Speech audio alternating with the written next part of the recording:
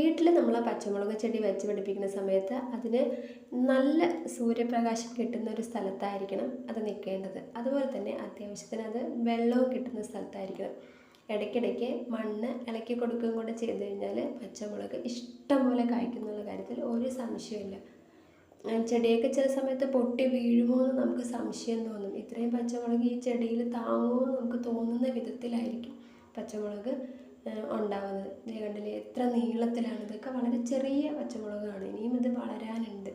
ഓരോ ചെടിയിലും കൊല കൊലയായിട്ടാണ് കാച്ചു നിൽക്കുന്നത്. അപ്പോൾ അത്രയും പച്ചമുളക് ഉണ്ടാവാനുള്ള കാരണം അത്യാവശ്യത്തിന് വെള്ളം നമ്മൾ ചെടിൻ്റെ താഴെ ഒഴിച്ചു കൊടുക്കുക. അതുപോലെ തന്നെ മണ്ണ് ഇടയ്ക്കിടയ്ക്ക് ഇളക്കി കൊടുക്കുക. പിന്നെ നല്ല സൂര്യപ്രകാശം കിട്ടുന്നൊരു സ്ഥലത്തും കൂടെയാണ് ചെടി നിൽക്കുന്നതെങ്കിൽ ഇഷ്ടം പോലെ മുളക് ഉണ്ടാവും എന്നുള്ള കാര്യത്തിൽ ഒരു സംശയമില്ല.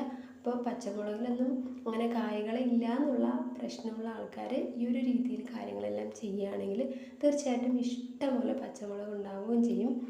ചെടിയൊക്കെ എന്ന് പറഞ്ഞാൽ കുറേ കാലത്തിന് നിൽക്കുകയും ചെയ്യും. 1-2 വർഷമൊക്കെ ഈ ഒരു ചെടി നിൽക്കുകയും ചെയ്യും. നമ്മുടെ ആവശ്യത്തിന് ഈ ഒരു ചെടി മാത്രം മതി. നമുക്ക് ആവശ്യത്തിന് ഉള്ള പച്ചമുളകെല്ലാം ഈ ചെടികളിൽ നിന്ന് തന്നെ കിട്ടും. നമുക്ക് പുറത്തുനിന്ന് വാങ്ങിക്കേണ്ട ആവശ്യമേ ഇല്ല. അപ്പോൾ പച്ചമുളകിൽ കായകൾ ഉണ്ടാവുന്നില്ല എന്നുള്ള പ്രശ്നമുള്ള ആൾക്കാർ ഈ ഒരു രീതിയിലെല്ലാം ചെയ്ത് നോക്കുകയാണെങ്കിൽ ഇഷ്ടംപോലെ പച്ചമുളക് നമുക്ക് കിട്ടും.